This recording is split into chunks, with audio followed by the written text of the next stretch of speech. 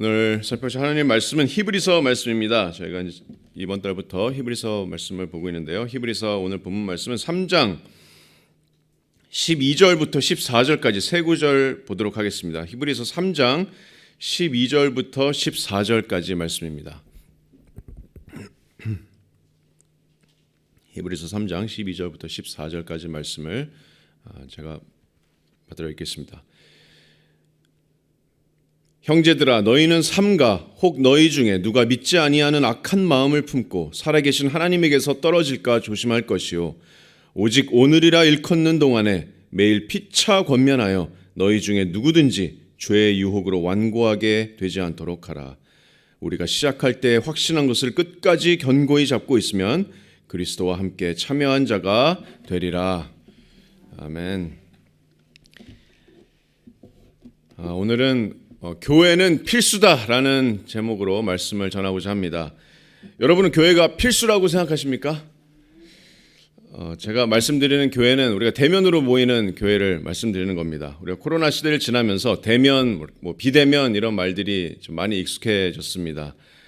어떤 교회들은 이제 편리함 또 온라인 시대에 발맞춰서 완전히 비대면 교회로, 온라인 교회로 완전히 전환한 교회들도 많습니다.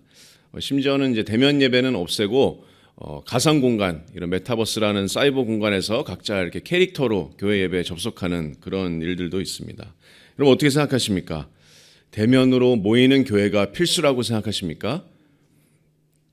아니면 교회가 이제는 완전히 온라인으로 대체될 수 있다고 생각하십니까? 여러분, 온라인 교회는 교회라는 그 단어의 의미와도 완전히 대치됩니다. 신약 성경에 기록된 교회라는 그 헬라어 단어 에클레시아의 그 의미는 의미 자체가 밖으로 불려 모여지다라는 뜻입니다. 골로새서 1장 13절 말씀은 이렇게 기록합니다. 그가 우리를 흑암의 권세에서 건져내사 그의 사랑의 아들의 나라로 옮기셨으니. 그래서 우리는 세상에서 건져냄을 받아서 아버지의 독생자 예수 그리스도의 나라로 옮겨서 모여진 자들입니다. 하나님으로부터 그리스도의 몸으로 불려서 모여진 자들이 바로 교회입니다. 그래서 교회란 본질적으로 모여진 자들입니다. 모이지 않으면 교회가 아닙니다. 코로나 시대를 지나면서 우리가 모이는 것이 얼마나 소중한지 깨닫지 않았습니까? 세상이 뭐라고 해도 교회는 필수다, 모이는 것이 필수다, 이렇게 고백하는 저와 여러분이 되기를 바랍니다. 교회가 필수인 이유는 우리가 여러 가지로 설명할 수 있지만 우리가 주님을 예배할 수 있기 때문에, 또 함께 모여서 영적인 삶의 뿌리를 내리고 자라나는 곳이 교회이기 때문에, 구원을 받고 우리가 또 침례를 받고 주의 만찬을 함께 나누는 것이 교회이기 때문에, 또 서로의 은사를 사용해서 서로 덕을 세우고 교회를 세워나가는 곳이 교회이기 때문에, 또 우리가 죄를 지을 때 서로 권면하고 다시 순종으로 이끌어주는 그런 참 영적인 교제가 일어나는 곳이 교회이기 때문에 교회가 필수입니다. 오늘 히브리서 3장 12절 14절 말씀을 통해서 이 마지막 이유를 조금 더 깊게 살펴보고자 합니다. 교회는 우리가 연약하고 죄를 지을 때 서로 권면하는 그런 참 교제가 일어나는 곳이기 때문에 교회는 필수적입니다. 주님께서는 교회의 몸인 성도들 간의 이런 참 교제를 통해서 우리를 성화시키시기도 합니다. 참 교제가 우리 교회 공동체를 성결하게 하는 하나님의 은혜의 수단이 됩니다. 참 교제가 우리를 죄에서 지켜주고 다시 돌아설 수 있도록 도와주는 그런 하나님의 은총입니다. 하나님의 은혜입니다. 그래서 교회는 필수입니다. 오늘 본문에서 참 교제가 정말로 중요한데, 왜냐하면 첫 번째로 심각한 죄의 위험이 도사리고 있기 때문이다, 이렇게 말씀합니다. 심각한 죄의 위험이 도사리고 있습니다. 12절에서 13절을 한번 보시겠습니다. 12절 다시 한번 읽어보면, 형제들아, 너희는 삼가 혹 너희 중에 누가 믿지 아니하는 악한 마음을 품고 살아계신 하나님에게서 떨어질까 조심할 것이요, 오직 오늘이라 일컫는 동안에 매일 피차 권면하여 너희 중에 누구든지 죄의 유혹으로 완고하게 되지 않도록 하라. 자, 히브리서 기자는 지금 3장 7절부터 계속해서 시편의 말씀, 시편 95편의 말씀을 인용하면서 너희 조상들의 잘못을 그대로 답습하지 말라, 이렇게 경고합니다. 3장 8절을 보시면 광야에서 시험하던 날에 거역하던 것 같이 너희 마음을 완고하게 하지 말라. 또 10절에는 그들이 항상 마음이 미혹되어 내 길을 알지 못하는도다. 너희 조상들이 광야에서 불순종하고 나에게서 떨어졌던 것처럼 너희도 그런 것을 답습하지 말라. 그리고 이어지는 12절 13절 오늘 본문 말씀은 이 히브리서의 수신자들에게 놓여있는 그런 심각한 죄의 위험을 경고하고 있습니다. 그 죄의 위험은 이겁니다. 12절 하반절 말씀에 살아계신 하나님에게서 떨어질까 조심하라. 13절 하반절 말씀에 너희 중에 누구든지 죄의 유혹으로 완고하게 되지 않도록 하라. 죄의 유혹으로 완고하게 되어져서 살아계신 하나님에게서 떨어지는 것입니다. 전 9절에서 계속 경고하는 너희 조상들의 잘못된 길을 따라가지 마라 이렇게 경고하고 있는 것입니다. 여러분, 살아계신 하나님에게서 떨어진다는 것은 말 그대로 배교하는 것을 의미합니다. 배교의 문자 그대로의 의미는 말 그대로 떨어진다라는 것입니다. 겉으로는 예수님을 믿는다고 고백하고 있었지만 시간이 얼마 지나고 죄의 유혹으로 마음이 완고하게 되어져서 살아계신 하나님에게서 떨어지는 것, 복음을 결국에는 거부하고 예수 그리스도를 부정하는 것, 믿음에서 완전히 떠나버리는 것입니다. 이 얼마나 끔찍한 일입니까? 함께 교회에서 하나님을 예배하다가 예수님을 떠나는 겁니다. 살아계신 하나님께로부터 떨어지는 일입니다. 이것이 교회의 위험입니다. 말씀은 그것을 조심하라 이렇게 경고하고 있습니다. 이 위험이 어느 교회나 도사리고 있습니다.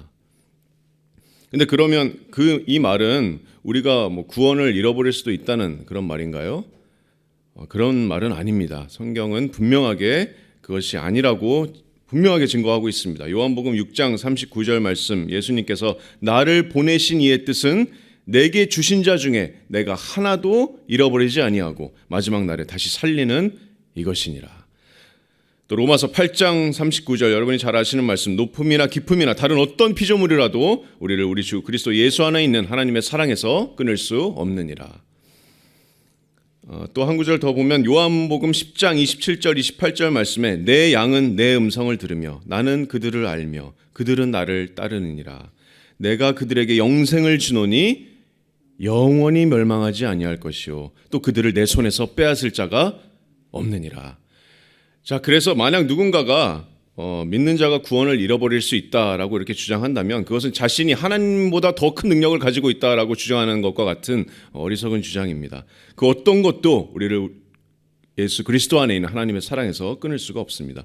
그러면 배교란 무엇인가요? 배교는 구원을 잃어버리는 것이 아닙니다.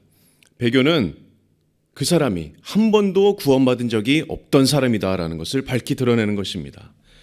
요한일서 2장 19절 말씀 여러분이 잘 아는 말씀이시죠? 제가 읽어보겠습니다. 요한일서 2장 19절 말씀은 그들이 우리에게서 나갔으나 우리에게 속하지 아니하였나니 만일 우리에게 속하였더라면 우리와 함께 거하였으려니와 그들이 나간 것은 다 우리에게 속하지 아니함을 나타내려 함이라. 요한일서 2장 19절 말씀입니다.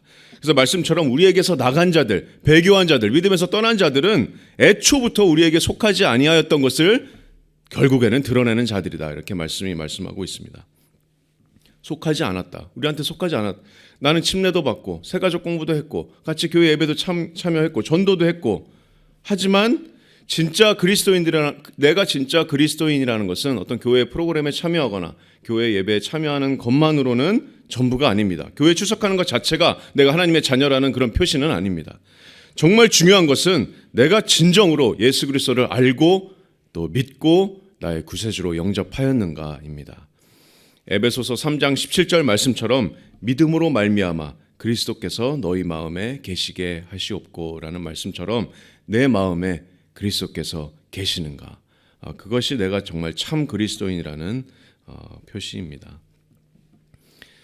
여러분, 겉으로는 믿는 사람처럼 보였지만 처음부터 우리에게 속하지 아니했던 자들은 갑자기 내일 당장 배교하는 것이 아닙니다.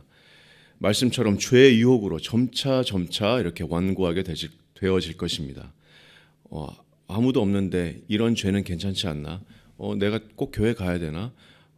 내가 이런 죄는 이제 나의 죄로 인해서 나의 마음이, 나의 양심이 화인 맞은 양심이 되어가고 하나님께 죄를 짓는 것이 전혀 거리낌 없어지고 이렇게 점차 완고해지다가 결국에는 믿음에서 떠나게 될 것입니다. 그래서 주님께서도 아주 무서운 말씀을 하셨는데 마태복음 7장 21절 말씀에 나더러 주여 주여 하는 자마다 다 천국에 들어갈 것이 아니다 이렇게 말씀하셨습니다. 내가 마지막 날에 내가 주님의 이름으로 귀신을 쫓아내고 주님의 이름으로 많은 권능을 행하지 아니하였습니까 주님? 그때 주님께서 7장 23절 말씀에 그들에게 밝히 말하되 내가 너희를 도무지 알지 못한다. 불법을 행하는 자들아 떠나가라 하리라.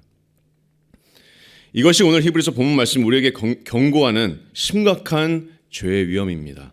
배교의 위험이 언제나 우리 공동체 안에 도사리고 있습니다. 밀과 가라지는 주님의 그런 섭리 가운데 마지막 날까지 언제나 섞여 있을 것이기 때문에 이 죄의 위험, 심각한 배교의 위험이 우리에게 도사리고 있습니다. 그래서 교회가 필수입니다. 자, 왜 교회가 필수입니까? 이렇게 심각한 죄의 위험이 있지만 두 번째로 그 위험에 대한 하나님의 분명한 계획이 있으시기 때문입니다. 그렇기 때문에 교회가 필수입니다. 자, 하나님의 그 계획은 바로 오늘 본문의 핵심인데 13절 말씀, 오직 오늘이라 일컫는 동안에 뭐라고요? 매일 피차 권면하여 이렇게 말씀합니다. 피차 권면하라. 서로 권면하라. 이것이 바로 하나님의 놀라운 교회를 향한 계획이십니다. 교회를 세우신 놀라운 계획과 목적 중에 하나입니다. 자, 교회가 심각한 죄의 위험을 피할 수 있는 길은 바로 내 옆에 있는 형제님, 또 내 옆에 있는 자매님입니다. 우리 주변에 있는 성도들, 우리 교회 안에 있는 성도들. 그래서 우리는 서로가 필요합니다. 피차 권면하라. 여러분, 한 사람 한 사람이 하나님의 계획이십니다. 내 옆에 있는 형제 자매가 죄의 유혹으로 완고해지지 않고 하나님에게서 떨어지지 않는 일이 일어나지 않도록 여러분 한 사람 한 사람을 계획하셨습니다. 여러분 한 사람 한 사람이 하나님의 계획입니다. 내 옆에 있는 형제 자매가 온전하게 믿음을 끝까지 지키고 영적으로 자라날 수 있도록 여러분 한 사람 한 사람을 계획하셨습니다. 이것이 교회 안에서 우리가 참 교제가 필요한 이유입니다. 교회가 필수인 이유입니다. 우리가 모여야 되는 이유입니다. 온라인에서는 할 수 없습니다. 우리가 실제로 모여서 삶을 같이 나누고 얼굴을 맞대고 그 안에서 서로의 연약함을 고백하고 서로 도전하고 격려하고 죄를 극복할 수 있게 서로 피차 권면할 때 이런 일이 일어날 수가 있습니다. 그것이 주님께서 우리를 특별히 또 이곳 새삼 침례교회로 저와 여러분을 모으신 이유입니다. 그것이 바로 참 교제입니다. 단순히 우리 어제 뭐 했어? 뭐 휴가 어디 갈 거야? 뭐 이것도 정말 중요한 교제지만 더 나아가서 내가 어제 성경 말씀 읽었는데 이런 은혜를 받았어. 성제님 자매님 어떤 은혜를 받으셨어요? 아니면 죄 때문에 힘들어하는 일이 혹시 있으세요? 뭐 하나님과 기쁨의 교제를 누리고 계시나요? 아니면 요새 영적으로 좀 힘든 일이 있으세요? 제가 기도할 것이 있습니까? 이런 교제가 일어나는 것, 더 깊은 영적인 교제의 시작입니다. 그래서 하나님의 말씀은 분명하게 명령합니다. 히브리서 10장 24절 25절 말씀에 서로 돌아보아 사랑과 선행을 격려하며 모이기를 패하는 어떤 사람들의 습관과 같이 하지 말고 오직 권하여 그날이 가까움을 볼수록 더욱 그리하자. 성도 여러분, 이것이 교회가 필수인 이유입니다. 단순히 주일날 안녕하세요 하고 거기서 끝나는 것이 아니라 우리가 구역 모임에서 또 친교회 모임에서 또 성도들 간의 만남에서 이런 서로 피차 권면함이 참 교제가 일어날 수 있기를 소망합니다. 하나님께서 그것을 계획하셨습니다. 자, 그래서 교회가 필수입니다. 이렇게 교회 안에 심각한 죄의 위험이 도사리고 있기 때문에 또한 하나님의 계획은 우리가 서로 피차 권면하는 것이기 때문에 또 마지막으로 교회가 필요한 이유는 끝까지 견디는 믿음의 열매를 우리가 함께 누릴 수 있기 때문입니다. 그것이 14절 말씀인데 우리가 시작할 때 확신한 것을 끝까지 견고히 잡고 있으면 그리스도와 함께 참여한 자가 되리라 이렇게 말씀합니다. 자, 14절을 잘 보시면 이렇게 가정법으로 얘기합니다. 만약에 우리가 시작할 때 확신한 것을 끝까지 견고히 잡고 있으면 그리스도와 함께 참여한 자가 되리라. 자, 그래서 이 구절을 좀 잘못 이해하게 되면 우리가 시작할 때 확신한 것을 끝까지 견고히 잡고 있으면 다시 말해서 우리가 이 땅에서 생을 마감하는 그 순간까지 믿음을 끝까지 지켰다면 그리스도와 함께 참여한 자가 될 것이다 라고 이렇게 잘못 이해할 수가 있는데 14절이 말씀하고 있는 것은 그런 의미가 아닙니다. 한국어 성경에는 정확하게 표현되지는 않았지만 원어 성경에는 시제가 완료형 시제가 쓰였습니다.